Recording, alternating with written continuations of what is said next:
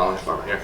Another Brazilian in the UK. I guess is this old hat for you, trained but now here in Manchester rather than London? Yeah, well it's just, I think this is Brazilian number 9 and we tend to have really, really good fights and they always give me the gamest Brazilians to come out of Brazil, so nothing new, lad.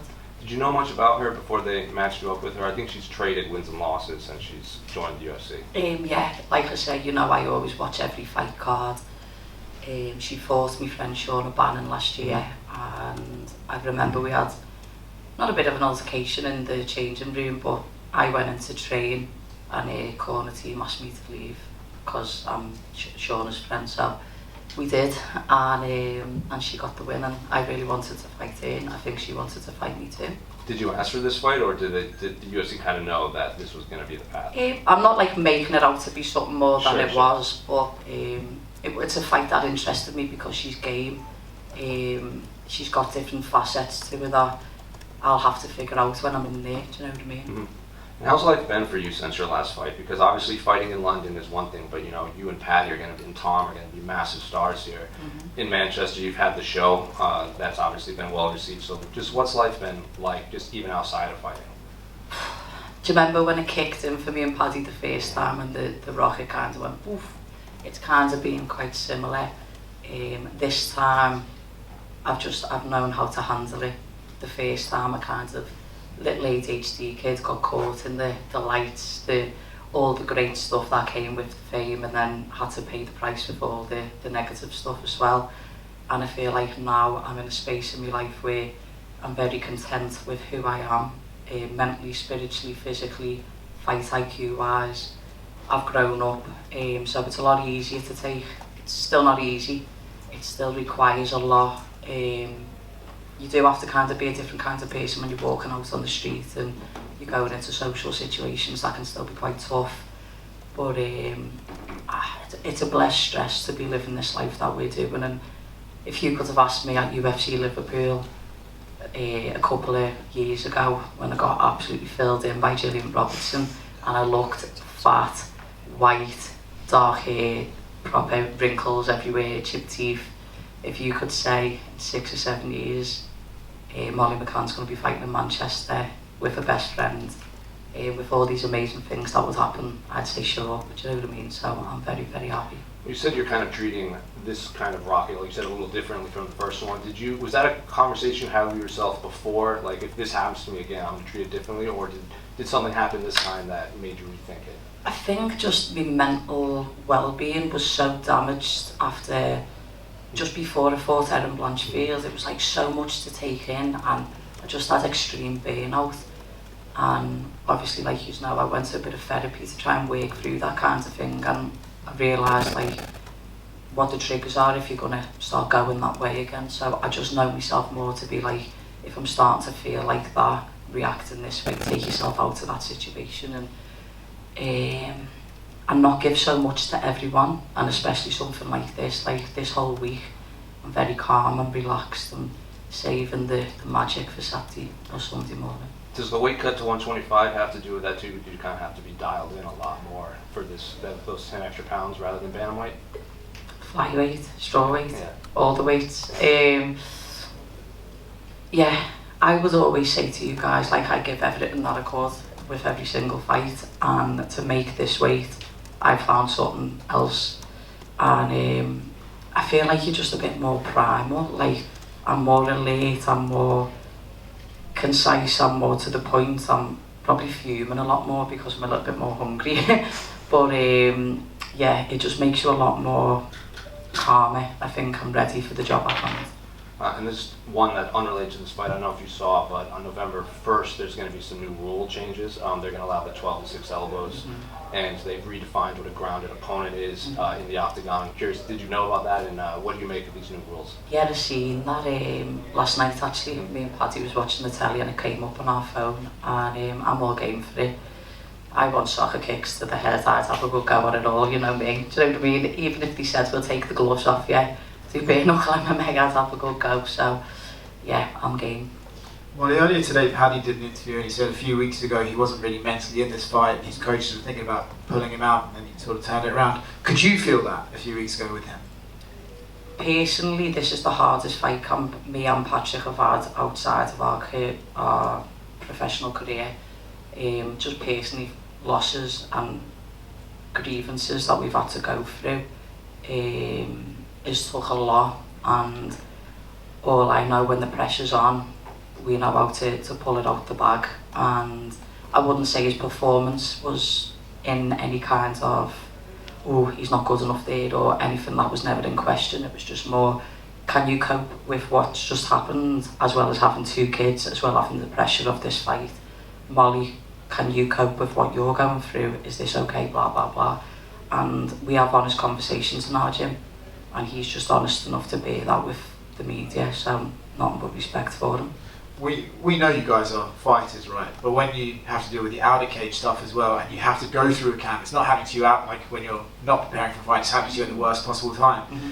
Do you at least take something from it that you know, like, wow, I can still do this, I can still survive this, and I can still get in there and fight on Saturday, and like that proves something to you that you can't really be broken at all? Yeah, I think I said something with TNT Sports, like, I had the worst start of camp that I could probably ever have, in terms of what went on in my personal life. And I just remember, like, I hadn't slept or rested in a few days because I was just really grieving.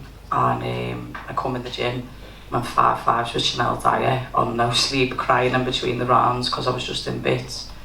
And I got it done, and I was like, oh my fucking God, like, I have got that dog in me, do you know what I mean? And I've seen the same with Patrick. So life can't break us, the weight cut can't break us, the trolls can't break us, do you know what I mean? Sometimes I might lose in the cage, but even that doesn't break me. I mean, I don't want to get too invasive here, and I'm aware of some of the stuff you guys have had to deal with, but are you okay now? Are you happier now? Look at this face. Look at this hair and these teeth. I'm all good, mate. It's just, life is life, and people go through losses, and it's just about grieving them losses and pushing through. And I think probably the best thing for me was to be in a fight camp, because maybe old Molly might have ended up down the pub, or probably just trying to run away from the pain. But I was sat in my house with my 2 dogs, having to go through it all on my own. And I swear to God, you will see the best me on Saturday night. When you look back at your appearance for your debut, compared to Molly McCann we see today, do you wish you could give her some advice on how to freshen up a little bit? Wish I thought that. That's a good one. Yeah, Molly McCann. Yeah. I am where I'm supposed to be. God and the universe has put me where I'm supposed to be at the right time. And was I ready for this then? No, I weren't. What did I have the fight IQ for this weight and this part of my career and life? No, I weren't.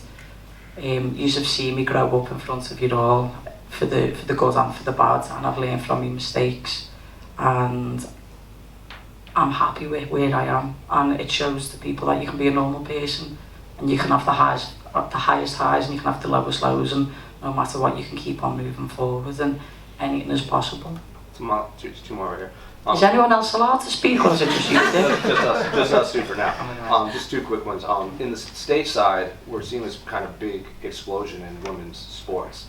Obviously, WNBA. Yes, that's where I was going. Obviously, Angel UFC. Reese, let's go. Have you kind of seen that translate over into now more interest in women's MMA? Because obviously, you guys have kind of been on the forefront of like sports in general with the men, but within the last 6-7 months, it's kind of taken to another level stateside. Yeah, do you know what, a couple of years ago when we had that mad night in London, I won, and then I feel like Katie Taylor beat Amanda Serrano, and then England won the Euros in the football/soccer for you Americans, and then March Madness happened, and then Caitlin Clark and Angel Reese, and it's just like women in sport are starting to really get the respect they deserve, and it's good to see. It's positive. It's nice to see that men can bring. What I've noticed, I obviously support Everton Football Club. I'll go and watch the women, and you see dads who get the kids on a weekend, or are full-time dads, take the kids to the match because it's something that they can do with their sons or their daughters. So it's nice to see that the vibe's a little bit different at a female sport event. It's a bit more empowering. and a little bit less negative. So it's great to see, and it's nice to see the girls getting paid. And last one, can I get your thoughts on the main and co-main for Sunday morning? I think I'm not disrespecting either fight. I know the fighters, but I would love to see Leon win TKO. Sorry, Bilal, but he's our boy. And I think Tom and Curtis, it's going to be a finish. I don't think it's going to 5. And I think Tom is probably going to get a submission win. Well, just want to ask you about the TV show you usually did. You put yourself out there. It can go your way sometimes when you do that. What's the reception been like since it's aired? Like, in all honesty, since my fight in February, I haven't received much hate in my life, which is quite mad. I think I've been as vulnerable as I can be to the world, and it's paid me back tenfold. I think people have just seen me a little bit more of the authentic me, as opposed to the sound clips, the sound bites that the media will put up of, like me drunk or eating with Paddy somewhere, do you know what I mean? But the city's really got behind us. I think we've made the city really fucking proud, and I'd like to say the rest of the country as well. It's boss to make where you're from proud and put them on notice, do you know what I mean? Absolutely, and just one more from me. You're settling into a new division now. When you're looking up the rankings, you're looking at the champion and the challengers. What do you make of your new home? I'm not looking past Bruno Brazil. Molly, you mentioned about the highest highs and lowest of lows, and when we look back at that first half of 2022, those back-to-back spinning back elbows, it was an absolutely amazing time for you. And then after that, what you've overcome since then has been incredible, and starting the year off with a bang back in the win column. Can you talk about how much you've grown as an athlete and as a person due to those circumstances? I feel as if I was quite nervous fighting a grappler in the high weight division if they were really outsized me, so I was somewhat petrified to make a mistake. But at this weight category, I feel like I don't need to carry that negativity with me. It's just only focusing on myself and me improving my skill set. That's a wonderful place for a fighter to be. The pressure I feel is only getting bigger with the TV shows or with the more notoriety and with being on a pay-per-view card, but I'm at the age now, and I'm at the part of my career where you'll have to correct me, but I don't know if this is fight 12 or 13 in the UFC for me. So there's no more lessons to kind of be learned now. It's go in, reframe a fight week to coming in and just enjoying it, having fun, not wasting my energy, and it's my job. I used to think being in the UFC was just a prize, but it's not. It's working up them rankings and it's working towards the belt. So until I'm there, I'm not. My last 3 wins have all come by a finish, and I feel as if when something kind of clicks, it clicks. So I used to have to chase the finish at the higher weight because they were too big, so I'd have to engage and force the interaction because I was too small. But being at this weight, even though I'm still fucking smaller than everyone, it's not like 10-inch difference, it's like 3 or 4 inches, which is like, it feels like it's the same range for me, so I can take my time. If I'm taken down now, I'm the same size and strength as what they are, and the reloads that we do. So I remember when I fought like Julius Storyalenko, there was 20 pounds difference the day that we weighed in as we was making the walk to the cage, whereas the last fight it was like near enough the same, do you know what I mean? And then you could see that in the performance. So made a rod for my own back in the beginning of my career, but we're here in the end. You know, you and Paddy have both shown you can go out there on your own without each other being on the same card, but you feel a lot more powerful in there knowing that Paddy's going to be fighting after you, and all your teammates as well on Cage Warriors tomorrow night too. Yeah, I feel as if it's my job to make sure I don't send to Z West. So I can't go out and lose first, do you know what I mean? I have to win for myself, but we are that close. That was rock, yeah. And you see that with like the New Zealand lads and the Australian boys, or even some in America. It can be, probably can be a bit upsetting, but we just bring something else out of each other. And like when I trained yesterday, honest to God, I was just on fire. And then he was like, right, I've got to level that up, do you know what I mean? So it's a positive, we're just pushing each other towards greatness. And then after the training sessions, it was mad last night, we came back into the hotel room and like in bed it came on, and you used to think this mad's right, because obviously our faces everywhere, but we was like, oh my god, we're the embedded thumbnail, do you know what I mean? And then we was just lying in bed and put the telly on, and then BBC One was on, and our show was on. I'm like drinking Guinness like this, and his face is like that, and we were laughing our heads off. Paul Rimmer even put it on his Instagram yesterday. But I don't know how many more fights anyone has, do you know what I mean? You could have a life-threatening injury in the octagon, but to know that I've definitely got one more with him, and it's in the Northwest, and we're getting to do it together at the most content and the highest level that we can be. Look at the shape of us, do you know what I mean? Some fucking shape. So it's just boss. The changing room's gonna be fucking boss. Final question. Molly, You best be good, lad.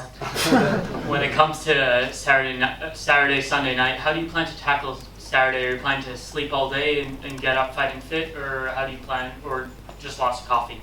I've changed my sleep like the last 2 weeks, so I've made to stay up till after fight time. We've been doing like acclimation work to make sure that we're staying awake and we're working through. The body's going to do what the body's going to do on Saturday. If I want to rest and sleep, then I'm going to do that. Before we go to the arena, I'll probably have an all black everything drink from Applied Nutrition, and then just go and handle shit, lad. Thank you. Thanks everyone, have a nice day.